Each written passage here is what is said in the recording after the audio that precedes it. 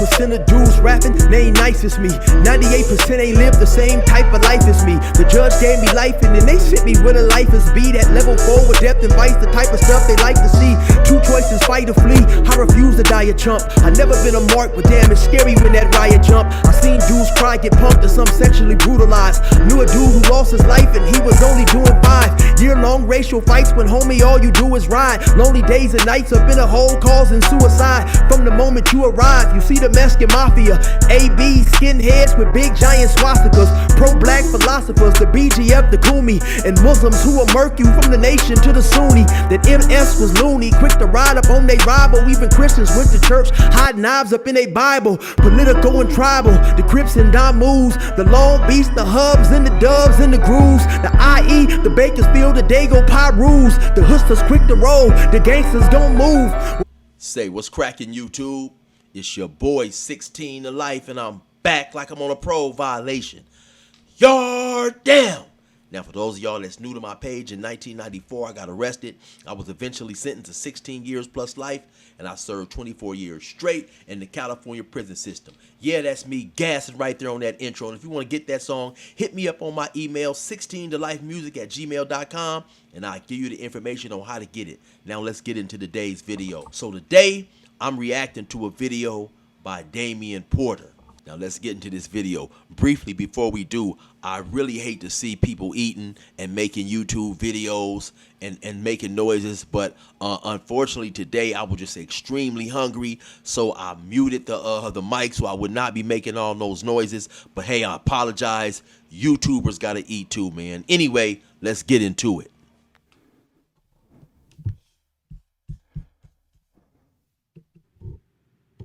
So I wasn't drinking water enough for 7 days, bro. I did that. These dudes couldn't last 7 minutes. The way the prison system is now, you individuals going PC and 50-50, you can't make it on the main line now. You can't make it in general pop now. You can't make it in general population now. With shit watered down like the way it is now, these dudes soft. The dudes on these yards soft. You know, coming from a different era, being born in 1971, before gang banging hit YouTube and social media and became sensationalized. Not saying that there wasn't dudes who had dishonorable discharges back in those days, snitches and stuff like that, because those dudes have always existed from the beginning of time. But it, and I could be wrong, but at least it appeared back then that gang banging and hopping in the streets was more of a serious lifestyle than it is today. Today it seems like it's more of a fad to be to belong, right? And so that's why I think that you have more individuals nowadays realizing that they're not cut out for it, because back then it was a selected few. A lot of times, especially in my generation, you didn't go to the hood per se. You didn't go to the gang. The gang came to you in terms of seeing things in you that made them feel you could potentially survive the cut. You could make the cut. Nowadays, people get put on. And gang members put other dudes on, trying to have their hood and their numbers numerous as opposed to the character of the individual. And that plays a big part of why you have so many dudes failing to make the cut when shit hits the fan. And y'all can't make it around these dudes now? You really couldn't have made it back then. Shut up. Get y'all ass off the internet. Out here acting like y'all some type of gangsters. Like y'all tough. Get on my freaking nerve, man. Knowing y'all soft. Listen, man. The shit that I say might get me killed. Ain't that what Pac said? The shit that I'm gonna be talking about today, I'm letting it out. I'm letting it out. I'm not about to be on this channel like this anyway. I'm sick of all of this. That's probably why the view's down. It's the same old dry ass recycled content, same old gang shit. You heard one prison story, you heard them all by now on YouTube, you know. And everybody talking about the same thing, really. So first of all, I got to do better with my content. And I don't want to talk about this gang stuff. I do only because I want individuals to get out of it. I was having this conversation with a friend of mine last night. You know, I'm going to save that, though, because I'm going to be talking all day. But I just wanted to share that right now in this first video, because I'm about to make another video immediately. I'm about to address something else. But I just wanted to say, you know, that, and it's not just the dudes on the internet. I'm not even talking about anyone in particular. I'm just saying in general that with the black community being the way that it is right now, the way that it has been for some time, with black men shrinking from their duty when it comes to protecting the community, black women and black children and other black men. We are the laughing stock of the world for the way we have responded to certain situations. It's like we not on nothing. They killing us. They lynching black people in Mississippi. Five done been lynched. And we got all of these YNs and all of these tough individuals, all of these tough, puffed up gang members, these thugs and gangsters. But none of them are doing anything about this situation. None of them. Some are going to say, well, you're not doing anything either. I promise. I'll go to Mississippi, bro. Let's go. You're going to have to be on when I'm on, though. But we need to go anyway. Let's go. I'll physically go. That was one of the things that I noticed when I got released. Well, actually, excuse me, I noticed that before I got released by just seeing younger individuals come to prison. And what I'm talking about is it appears so many of them had lost their sense of blackness. You know, before I hopped in the streets and started doing the stuff that I was doing, before I was a gang member and a narcotics peddler, I was black. Black pride was instilled in me by people who were older than me. And honestly, in my opinion, that is what so many of these youngsters nowadays have lost. They do not have a sense of pride whatsoever. I remember one time I was about 7 or 8 and I was in Riverside at what is known as the Texas picnic. And as mischievous kids do, we had walked away from the picnic, which is being held in this big giant park. And we had climbed up some wooded area and we was close to the street and we were throwing rocks at cars. And a car was coming and somebody said, hit that car. Then another little kid who I didn't even know who was playing with us, he said, no, don't throw a rock at them. They're black. So basically it was don't do nothing to a black person. As wrong as individuals may think that is, we had a sense of pride back then about our race. And honestly, I don't have to say this for other blacks to realize it. We have lost that sense of pride. We have lost that sense of pride. We don't no longer have that. So that's why it's so easy now to disrespect a black woman, to do something else to another black person undeservedly, because many of us no longer have that instilled in us. I'm not just popping it. If you know me, you know. Let's go to Mississippi, bro, and take care of this shit.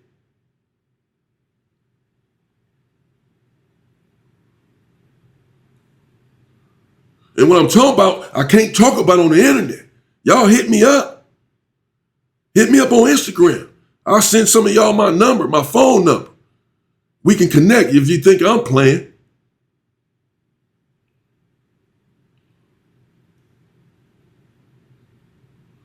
Because I'm tired of these YNs and these young killers that only want to kill in the community.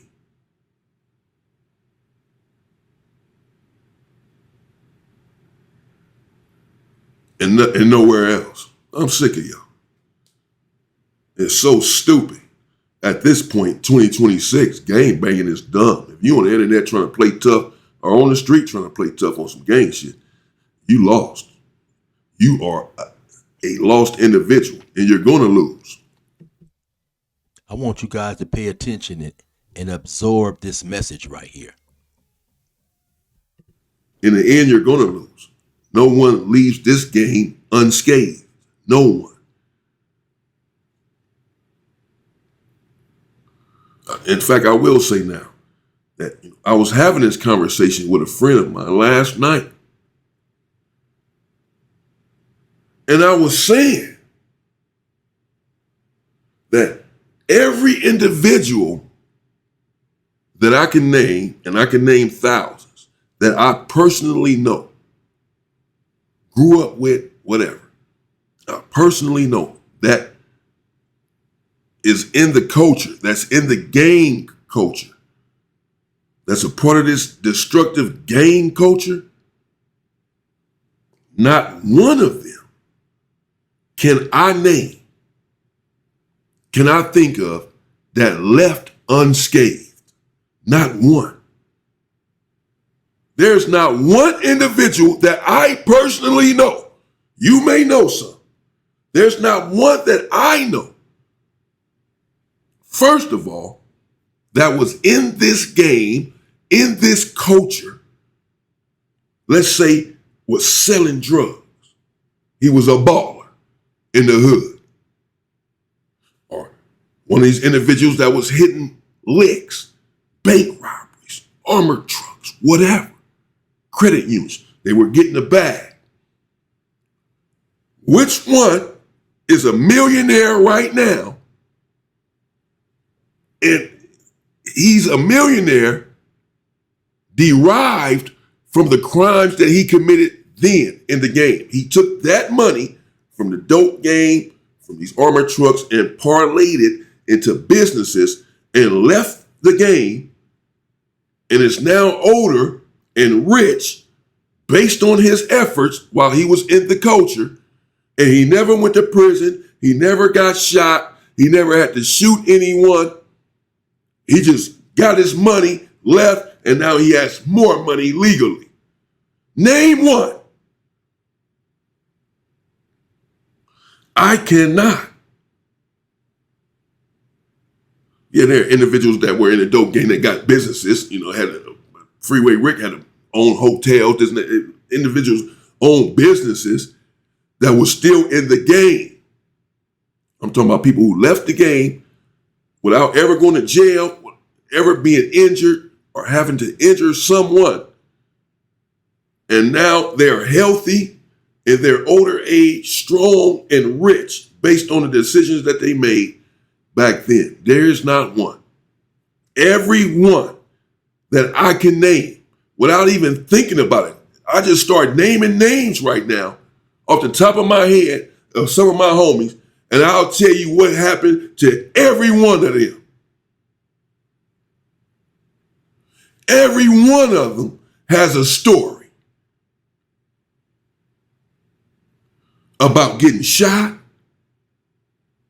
about turning into a dope fiend, about going to prison, about fighting multiple cases, about being accused of something that they didn't do, about having to shoot someone, hurt someone else, another black man, beat someone else,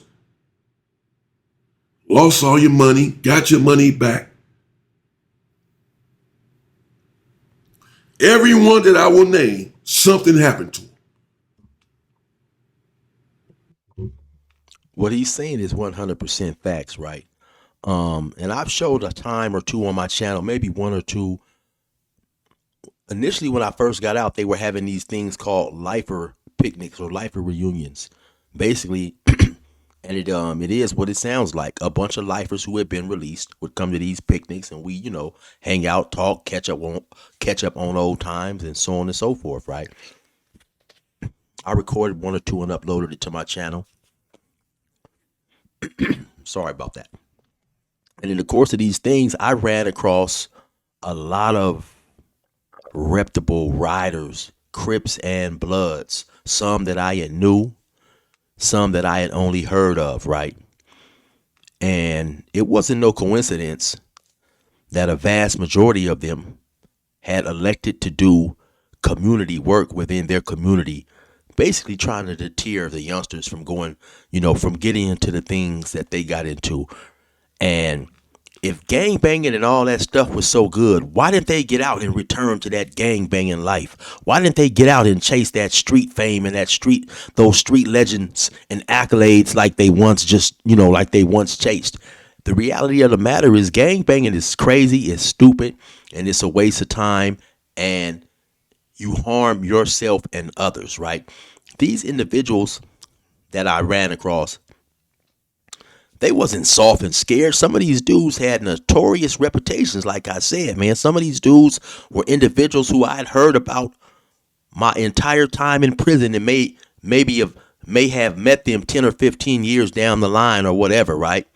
And like I said, a vast majority of them now was either working with some type of organization or in their community trying to steer people away from this lifestyle. And it's crazy to me how dudes do all this time and then hop out. You have some of them and get right back in the lifestyle. But I have realized that the majority of individuals that I see do that were not lifers. And the difference between a lifer in the California prison system, the lifers are pretty much forced, if they want to get out, to take these self-help classes. And when you take these self-help classes, if you happen to incorporate some of what you learned into your life, it honestly may help you from going back, because essentially what it is, it's just a change of thought pattern, looking at things and viewing things differently. But for these dudes, man, who get out in their 30s, 40s, and 50s and still are caught up in this shit, I don't understand it. What happened with Dirt Rock? Ooh, he died.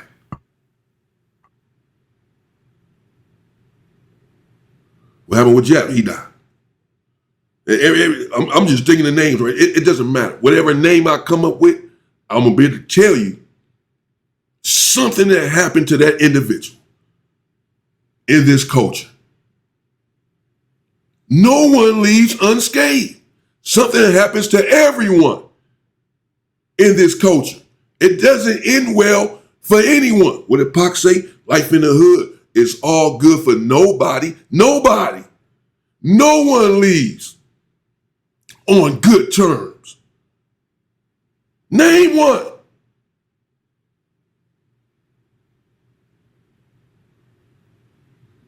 So why,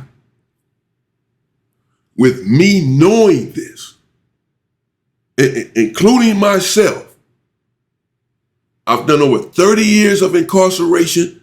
I got shot with a 12 gauge shotgun when I was 12 years old. I was already in the street. I've been doing this. I was 12.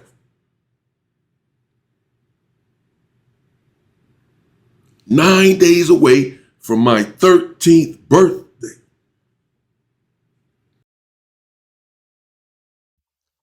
I hate to pause, but since he's talking about birthdays, I have an upcoming birthday in a couple of days. Just throwing that out there. Got an upcoming birthday on the 5th of August. Got shot close range. Ran right up on me. Boom! I'm talking about he was right here up on me. I can reach out and touch him. He was right there. Put it up to my head first. Went on and came down. Think he was aiming for Johnny. He was aiming for Petey. But the pull of the gauge, the joke, it moved it and he hit me right next to it. Right here, my upper left thigh. Big ass hole up in there.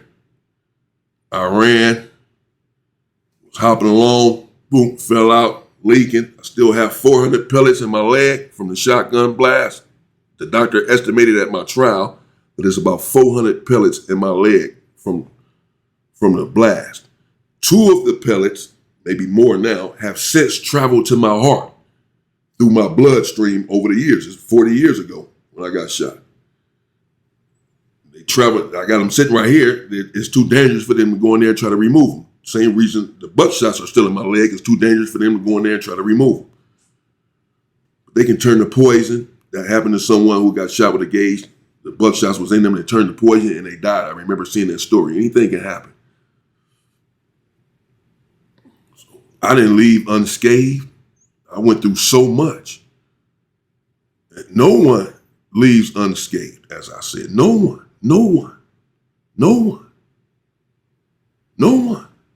There's not a success story to be had in the hood. There's not one. Now, individuals are doing well now. There are individuals that I know that are doing well now, have businesses, a family, still alive, not in prison, financially stable. But they all went through something, every one of them. They've been shot someone, they've been in prison, or that they went through something. Not one of them has left unscathed. Not one. It doesn't happen. It doesn't happen for any of us. With me knowing that, not from watching a movie or reading a book, from my own life's experience, I know that no one makes it out in one piece. No one. Ever. I know this. And since I know this, how can I say that I care about my people? How can I say that I love my people if that's what I say? And I do. And send them, glorify or encourage them to go to a place, put themselves in a situation that I know is not going to end well for them. You'll be the first. It'll be a miracle. You'll be the first person that I've ever met in my 52 years that went over there and left unscathed. As I said, I can't name one. You'll be the first. So the odds are against you. The odds are that you're going to be like everyone else. And harm is going to come to you in your life, or you're going to cause harm to someone else in someone else's life. Another black man. This is what this game has to offer, because no one leaves unscathed. I know this. I can't name one. And with the knowledge, with that knowledge, with me knowing that this is going to ruin your life, I'm still here telling you, go over there, be turned up, be a gangbanger, be a thug. I don't care about you then, because I know how it's going to end for you, and yet I'm still telling you to go over there and do it, when I know how it's going to end for you. What kind of love is that? I help get gang members into this situation with how I comported myself when I was younger in the ghettos, catacombs, and grottos of America. And so the onus is on me as a man to right my wrong, to redeem my life. The only way that I can do that is to give back, is to try to keep people out of a situation that I know it's going to end horribly for them, for their family. Put my mother through hell. I never even got to see my mother because I was. Now, I might have interrupted at a bad part, right? But what we are witnessing is the making of a true big homie, right? For an individual to tell you to do something, knowing 9 times out of 10 it's going to have you in turmoil, the penitentiary, or the grave, is ludicrous, right?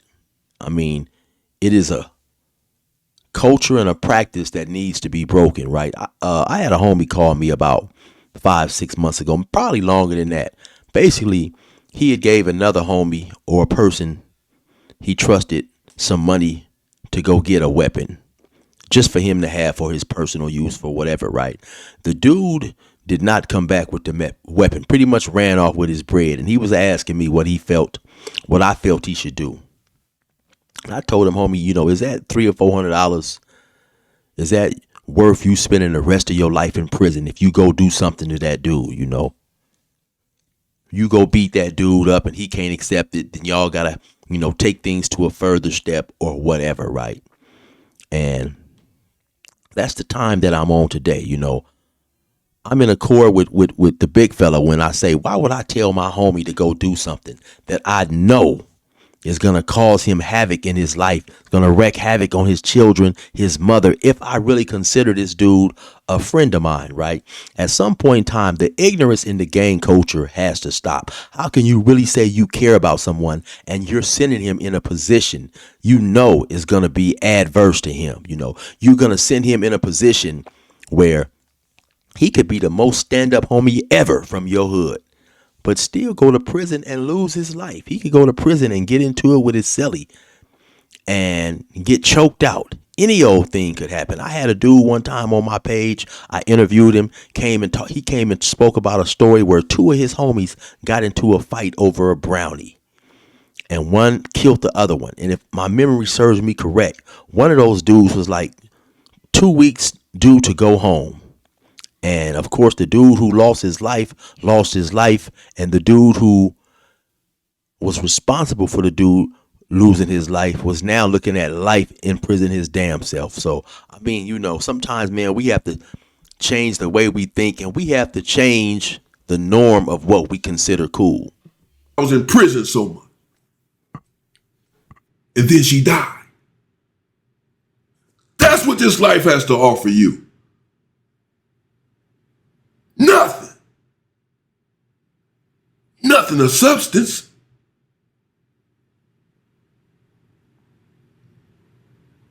And I know this.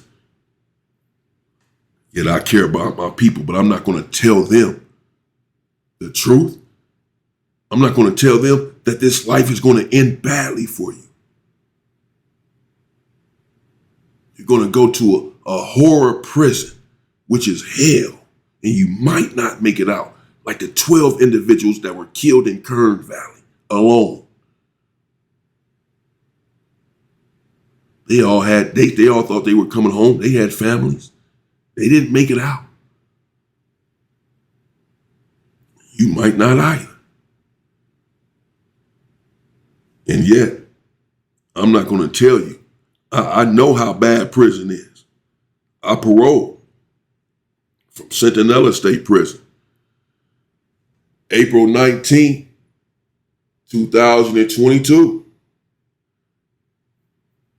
After 9 years, 3 months, and 6 days in prison that last time, I paroled from CR, level 4. And it's horrible. And with me knowing that it's horrible, I'm still going to encourage you to go out here and do something, get your bag, huh? Go out here and commit a crime, knowing how it's going to end for you. Well, if I'm doing that, then I don't care about you. So whatever backlash I may receive or take from whomever for telling individuals to get out of this dumbass life, to do better, then I'll accept it. I'm willing to die for what I believe in. We all have to go. Wait until you find out we all have to die. I agree with Huey P. Newton that there are two kinds of death: the reactionary death and the revolutionary death. One death is significant and the other is not. Because you got to go anyway. But how are you going to do it? I plan on dying for something. That would be my wish.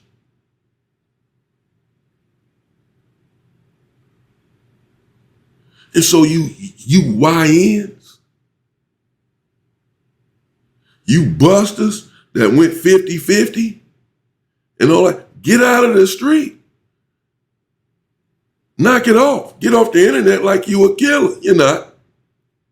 Where was all of that when you was on that yard? I don't want to hear it. Don't hit my phone with that tough ass shit. Should have did that on the yard. Buster. These dudes some cowards. Listen. The problem really, a part of the problem is us, black men in my age group. And ones older than me as well. Can't really go back before then and blame the individuals who came after us. Even individuals in their 30s or whatever, they're still coming after us. And this is the tone that we set for them. And again, that's why I feel personal, like it's my personal mission to, at least for myself, to help right the wrong. Because I helped cause some of this stuff by passing on misinformation, false information that it was okay to beat another brother, to harm another brother. This is misleading and fake false information that has caused havoc and destruction in the community. So it's on me then to do my part to help lead individuals out of that situation. The same individuals that I helped to lead into it. But the onus is on us in general, black men. Every other community teaches their kids, their YNs, their young heart of the community, their young soldiers, to fight and defend the community. Fight and defend the community. It's okay to fight if that's what it is. Unfortunately, this is the sort of world that we live in. But fight and defend your people, the community, not cause harm and destruction to your community and only your community. You busters won't do nothing to nobody else.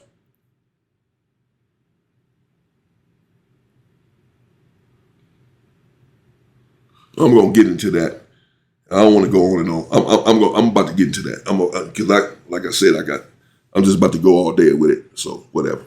Tune in if you want to see what I got to say. I'm gonna get into some more stuff. If I'm rambling on, just bear with me because I don't have a script. You know, I'm just shooting, and I'm probably shooting here and there, and I'm coming back to this like damn, and I'm losing my point because I got so much I want to get off right now. So I'm about to get it off. About to make another video right now. And we'll see what that one's going to be. Because I got quite a few in mind already that I'm going to be doing today. As I said, all videos, no reactions, just me. Yeah, I got Damion Porter today. I don't know how much longer I'm going to be over here. We're going to see how this is all going to work out. This other channel get going, I'm over there, man. I'm still going to be over here. I'll never abandon this channel. Because there's work to do over here as well. The work that I'm doing over there is important. And it is important to me. It's what I'm most passionate about. My people and my culture is what I've been most passionate about all of my life. So I'm not surprised that the channel's, I believe the channel's going to do well because I'm just going to be me as always, but I'm so passionate. I got so much Talking about that shit, man. Now, in the past, like I said, I've seen where people have said they believe that Damian Porter is a racist, right? And I've always said I don't believe that. I wholeheartedly don't believe that. I believe that he is just very passionate about his people.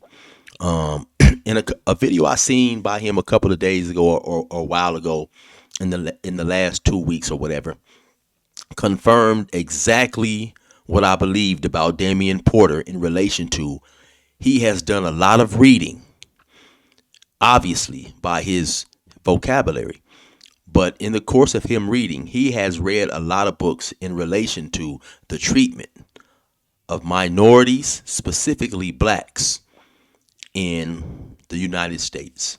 When you run across books that have this type of information, you run across all the type of things and inventions and creations by black people, and then you read some of these things that was done to black people. It will make any individual angry if you happen to have racial pride and you're reading about how your people was mistreated strictly on the color of their skin alone. No other pretense other than them being a particular color, right? And so when he confirmed that he read a lot, like I said, it confirmed what I already had realized and recognized about him, because myself incarcerated, I read many of the same books I'm sure that he has read.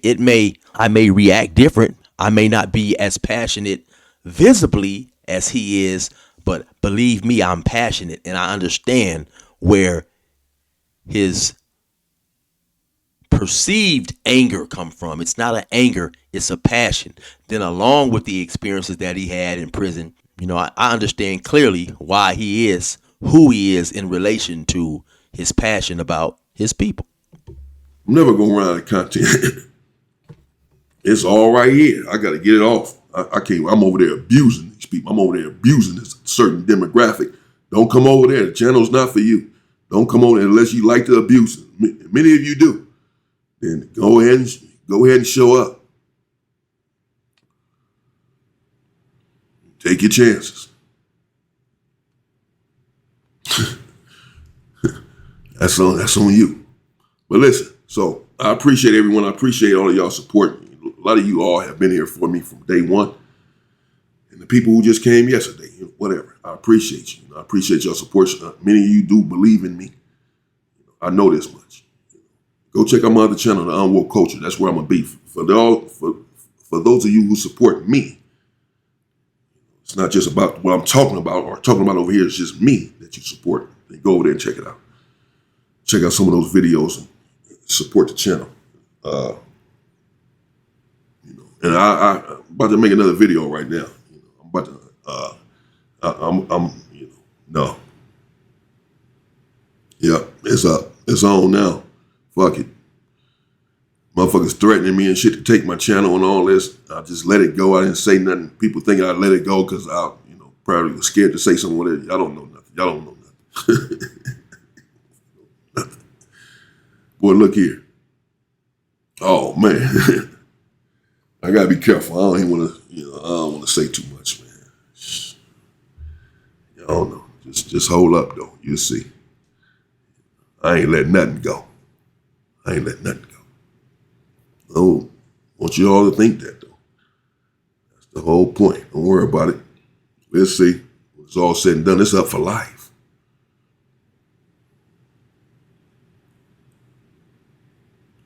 I done seen people in my head and in my daydream, their head explode. Brain matter everywhere. I'm just sitting there laughing. I caused this. I can see a sinister laugh coming out of me. He's spitting on you and kicking you in the face. What's left of your face. Kicking the rest of your head down the street. I told you not to play with me. I can see that.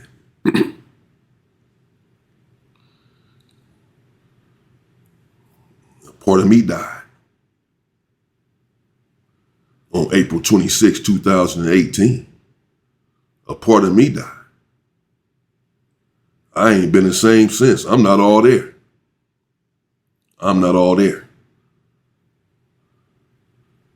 You're going to talk about the person that took a part of my heart with them? that when that person died, I've been ready to die ever since then. I swear to God. I've done things where I've been ready to die since then to go be with my mother. You think I give a fuck about dying?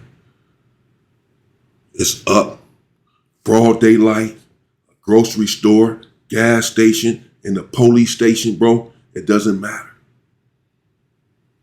50 police right there. I'm not trying to get away. I don't give a fuck. You don't understand. You ain't tricking me off the street. I don't give a, bro, you don't get it.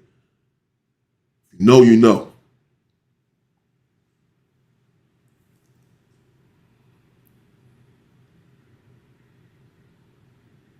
Have you ever seen a product that transforms any ordinary space into a dreamy underwater world in just 1 second?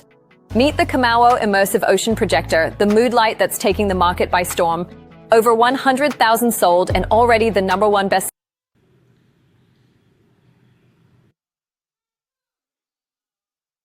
To go be with my mother. You think I give a fuck about dying?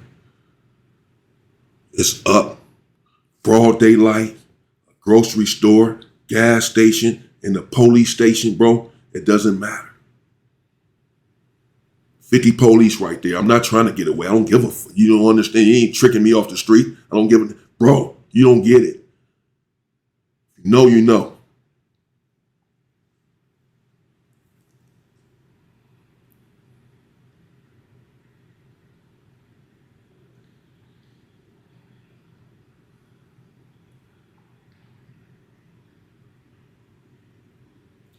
Yeah, so at any rate, I love y'all, man. I love my people. And I appreciate y'all. So I'll be back with another video. I know I thought I was just going to talk for a minute on this one, but yeah, I got some things I'm going to have to get off. I'm just going to say. I'm going to just end this video right here, and I'm going to leave a few words, right? I think that's one of the hardest parts about doing YouTube. You know, you come on here, you do your content, and regardless of how unbiased you try to be and down the line you try to be, it's always going to be people out there who disapprove of what you're saying. And at some point in time, individuals will tend to get disrespectful. And when you come from I won't even necessarily say a prison background. I'll say that when you come from a background, even though prison is definitely based on a lot of respect, when you come from a background that's based on a lot of respect and you are used to giving people respect and you want that same respect, that definitely is the hardest part about doing YouTube, because being on social media and being able to type things in the comments gives people a sense of boldness and protection that, of course, up close and personal would not give them, right? And sometimes, man, people get so comfortable in disrespecting people and saying things that they don't know when to stop. They don't know that everybody's not for play. And it's a sad thing that is associated with, you know, being a YouTuber. People feel they have the right to disrespect you if they disagree. I don't expect everybody to agree with me, but disagreeing and hopping into the realm of respect is a different thing, right? And some people have no problem crossing the line of respect for many different reasons, right? And so, you know, obviously, you know, the big fella he's not happy, you know, with certain things, man. And I talked to the big fella before. Of course, we met through YouTube, by him doing YouTube. I seen him initially when he started out. I reached out to him, and for those of you guys who don't know, you know, I interviewed him. So we have an interview out there. I think it's called The Deadliest Prison in California. So, and we've had conversations periodically, right? And so, I hate to see him in this type of space, right? Where, he at times he talks about the things that he's mentioned today, right? And so, just in my opinion, it's unfortunate, when you can come on here and you can mind your business, and let me say this, right? When you hop on YouTube, whether you know it or not, you open yourself up to criticism. Everybody is fair game, myself included. If a person disagrees with something that I have to say, disagree, right? I've had individuals out there who I felt will disagree with something that I have to say, but they take it over the line. They take it across the line, right? And I'm talking about individuals of my own race. And that is a little more, I think, upsetting. When people feel that just because they disagree with you, they then have the right to disrespect you. And so, it's a cold situation, man. It's a cold situation when an individual feels that crashing out is not a problem due to disrespect, right? And so, it's definitely an unfortunate thing. So my last words to the big fella: continue to do what you're doing, man, and embrace the good things about life, right? Try to enjoy life, and we can't get too over concerned with what heartless, disrespectful individuals say, and sometimes everybody's not gonna let everything go. And so it's just, it's a sad situation. Anyway, though, my well wishes and prayers go out to the big fella.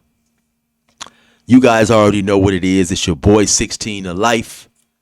Resume normal program.